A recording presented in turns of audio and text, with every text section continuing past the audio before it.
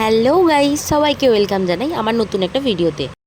আজকে আমি চলে যাচ্ছি আমার স্বপ্নের একটা জায়গায়। আশা করছি সেই জায়গাটা তোমাদেরও ভীষণ ভালো লাগবে। তো এখন আমি চলে এসেছি বর্ধমান স্টেশনের সামনে। তো দেখতেই পাচ্ছ আমরা এখন স্টেশন ঢুকছি। আর এই স্বপ্নের জায়গা বলাটারও কারণ আছে। আমার একটা ইচ্ছা ছিল জীবনের, যে আমি আমার ছেলে, স্বামী আর আমার বাবা মাকে নিয়ে একটা কোথাও ঘুরতে যাব। সেটা কোনো বড়সড় ট্রিপ হোক কিংবা ছোটোখাটো। তো খুব কাছাকাছি জায়গাতেই ঘুরতে যাচ্ছি। আর আমার বর চলে গেছিলো টিকিট কাটতে, তো টিকিট কেটে চলে এসেছি। এবার আমরা ঢুকছি বর্ধমান জংশনের ভিতরে। আমাদের 1 নম্বর প্ল্যাটফর্মে ট্রেন আসবে। তো ট্রেন আসা অবধি ওয়েট করছিলাম। ট্রেন চলেও এলো। ভীষণ ভিড় ছিল ট্রেনের ভিতরে। আর এতটাই ভিড় ছিল যে আমরা রিজার্ভেশন কামরার বাথরুমের কাছে দাঁড়িয়েছিলাম। আমি প্রথম দিকে যেতে চাইনি, তো আমার বর আমায় জোর করে পাঠালো, বললো তুমি বাবা মাকে নিয়ে ছেলেকে নিয়ে ওদিকে যাও, যেহেতু বাবা মা বয়স্ক এবং ছেলেটা একদমই ছোট, তুমি যাও, যদি ফাইন করে টিটি তো আমি ফাইন দিয়ে দেবো। তো ওর কথা শুনে সাহস নিয়ে আমি গেলাম। দেখতেই পাচ্ছ বিচ্ছিরি চিড়েচ্যাপ্টা অবস্থা।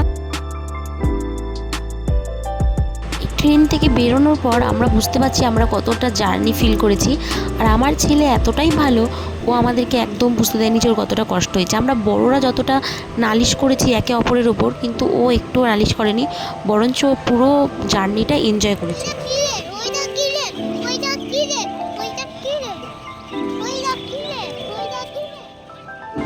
কচি গলার স্বরে নিশ্চয়ই বুঝতে পারছো আমার ছেলে কতটা এক্সাইটেড। আর এই জায়গাটা যারা এসছো এর আগে তারা নিশ্চয়ই বুঝতে পারবে যে আমরা কোথায় এসেছি। আমরা চলে এসেছি রামপুরহাট স্টেশনে। আমরা যাচ্ছি মা তারার উদ্দেশ্যে, মা তারার মন্দিরে পুজো দেবো। আজকে আমাদের এখানে ঢুকতে অনেকটাই রাত হয়ে গেছে। ট্রেন থেকে নামার পর আমরা একটা ট্রেকার করে নিয়েছিলাম। তো ট্রেকারে করে যেতে যেতে যতই আমরা এগিয়ে যাচ্ছি, ওয়েদার দেখতে পাচ্ছি ভীষণ খারাপ, বিদ্যুৎ চমকাচ্ছে আর এই বৃষ্টি হবে এরকম একটা ব্যাপার। তো পার হেড আমাদের ভাড়া পড়েছিল 50 টাকা ট্রেকারে। তো আমরা এগিয়ে যেতে যেতে প্রচুর হোটেল আমরা ক্রস করে এলাম। আমরা বাড়ি থেকেই ডিসাইড করে এসেছি যে আমরা হোটেলটা একদম মন্দিরের কাছে নেবো, তাদের যদি একটু বেশি ভাড়া লাগে কোনো অসুবিধা নেই। তো মন্দিরের সামনে আমরা চলে এসেছি। দেখতেই পাচ্ছ প্রচুর ভক্ত সমাগম। আর এখানে আমার একটা সেলিব্রিটির সাথে দেখা ছিল, কিন্তু একদমই ভুলবশত মানে ওনাকে দেখতে আমি ফটো বা ভিডিও করতে ভুলে গেছি। যেহেতু আমরা মন্দিরের কাছাকাছি চলে এসেছি, তো আর কোনো চিন্তা নাই। এবার আমরা দাঁড়িয়ে কোথাও একটু মুড়ি বেগনি খেয়ে নেবো। আর আমরা এখন মন্দিরের পুরো সামনে দাঁড়িয়ে আছি, তোমরা দেখতেই পাচ্ছ। আর এখানে নিকটবর্তী লোকেদের কাছে আমরা খোঁজ নিয়েছি, মন্দির কখন খোলে, কখন বন্ধ হয়, কখন পুজো দিলে ফাঁকা হবে। তো সব কিছু খোঁজ নেওয়ার পর আমরা একটু টিফিন করলাম মুড়ি বেগনি। আর আমার বর যাবে এবার রুমটা দেখতে। তো রুমটা দেখেও চলে এসছে এবং আমাদেরকে নিয়েও চলে এসছে। এই যে রুমটা আমি তোমাদেরকে দেখিয়ে দিচ্ছি। ভীষণ ক্লান্ত ছিলাম বলে আগে তাড়াতাড়ি করে আমরা চেঞ্জ করে নিয়েছি, তারপর তোমাদেরকে রুমটা দেখাচ্ছি। এইটা রুম, আর রুমের সাথে অ্যাটাচ ওয়াশরুম আছে। তো এই রুমটা বলেছিল নন এসি 700 টাকা আর এসি দেওয়া নিলে 1200 টাকা। যেহেতু আমাদের পরিচিত একজন ছিল, তো আমাদের এই নন এসিটাই 400 টাকা লেগেছে। আর একটা রুমে 3 জন করে থাকতে দেয়, কিন্তু আমাদের পরিচিত ছিল বলে আমরা সবাই মিলে একটা রুমে ছিলাম। যেহেতু একটা দিন থাকবো, দেখা হচ্ছে তোমাদের সাথে সকালবেলায় পুজোর প্রস্তুতি নিয়ে। Tata, good night. Good morning বন্ধুরা। সকালবেলায় ঘুম থেকে উঠে একদম পুজোর জন্য প্রস্তুতি নিয়ে নিয়েছি। আমরা সবাই লাল সাদা কম্বিনেশনের ড্রেস পরেছি। বাবার জন্য একটা পাঞ্জাবি এনেছিলাম, কিন্তু বারবার রিকোয়েস্ট করাতেও বাবা পরলো না। তো আমরা হোটেল থেকে আবার বেরিয়ে চলে এসেছি পুজো দেওয়ার উদ্দেশ্যে। এখন বাজছে ঘড়ির কাঁটায় ভোর 4:30 থেকে 5টার মতো। তো মন্দিরের ভিতরে ভীষণ লাইন পড়ে, সেই কারণে আমাদের এত সকাল সকাল বেরোনো। আশেপাশের লোকদের কাছে আগেই খবর নিয়ে নিয়েছিলাম। আর যে হোটেলটায় ছিলাম উনি বললো যে ভোর 5টায় বেরোলে হালকা ফাঁকা পেতে পারেন। তো ওনার কথা শুনেই বেরোনো। তো মন্দিরে যে যা দেখলাম বাইরে, ভাই আমার তো পুরো মাথা পাগল হয়ে গেল। আর আমি তোমাদেরকেও দেখাবো। 2টো থেকে মানুষ লাইন দাঁড়িয়েছে, লাইন বিশাল দূর চলে গেছে, সেটা হচ্ছে বিনা পয়সার লাইন। তারপরে যে দেখলাম আরও 3টে লাইন আছে, যেটা হচ্ছে 300 টাকার লাইন, একটা 500 টাকার লাইন পার হেড, আর একটা 1000 টাকার। তো আমি মায়ের পুজো নিয়ে চলে এসেছি মন্দিরের ভেতর। এই যেটা বিনা পয়সার লাইন দেখতে পাচ্ছ কত দূর চলে গেছে। আমি একটু জুম করে দেখাই, ওই দেখো অতটা অবধি লাইন।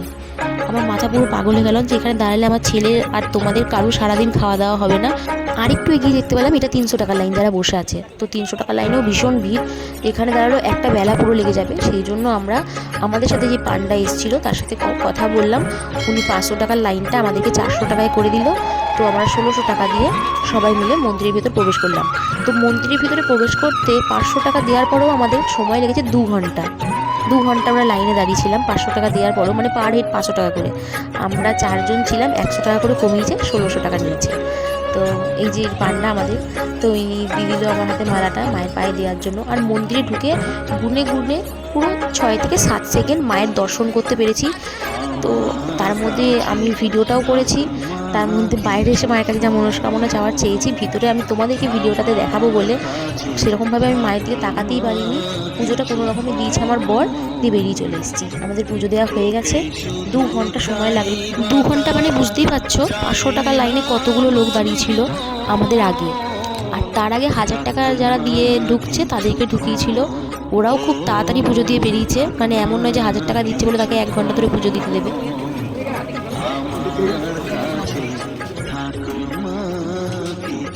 তো মাকে এক ঝলক দেখার উদ্দেশ্যে, একটু পুজো দেওয়ার উদ্দেশ্যে এসেছিলাম। তো আমাদের সেই কামনা পূরণ হয়েছে। এবার আমরা ঘরে এসে ডালপুরি খেয়ে নিলাম একটু সবাই মিলে। ডালপুরি মিষ্টি খাওয়ার পর আমরা আলোচনা করলাম যে একটু কিছুক্ষণ এখানে ঘুরে ফিরে হোটেলে কিছু খাওয়া দাওয়া করে সামান্য কিছুক্ষণ রেস্ট নিয়ে তারপর আমরা বেরোবো। আগে তোমাদেরকে হোটেলটা ঘুরিয়ে দেখে দিই। এই যে এই হোটেলটা আমরা ছিলাম, এই হোটেলটার বাইরের দিকটা আমরা তোমাদেরকে একবার দেখিয়ে দিই। এই যে হোটেলটার বাইরের দিক, এই হোটেলটার নাম ছিল জিতেন্দ্র ভবন। এই হোটেলের পরিষেবা খুব ভালো, খুবই ভালো।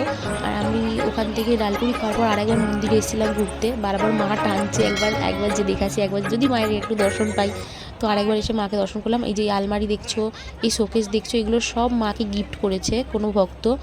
আর এখানে আমরা কিছুক্ষণ ফটো সেলফি তুলে নিয়ে আবার রুমের উদ্দেশ্যে চলে এলাম। এবার আমরা কিছু লাঞ্চ করে এখান থেকে বেরিয়ে যাব।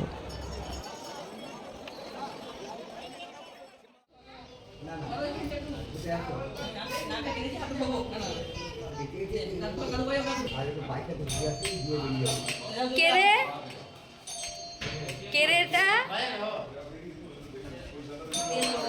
কে?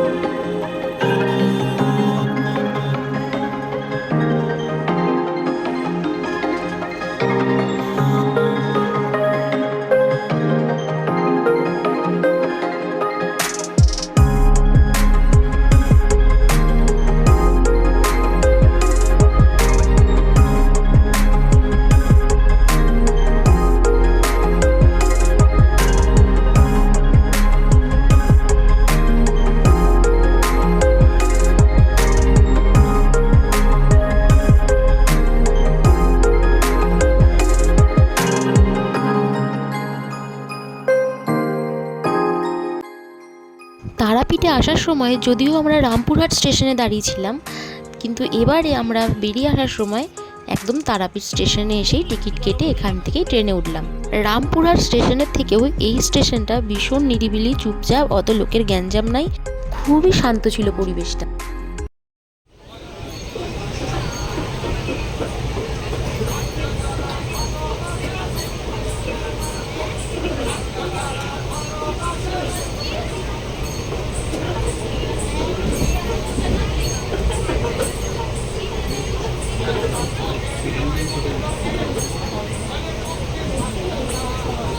আর এইবারেও আগের বারের মতো উঠবি উঠ, আমরা উঠে গেছি রিজার্ভেশন কামরায়।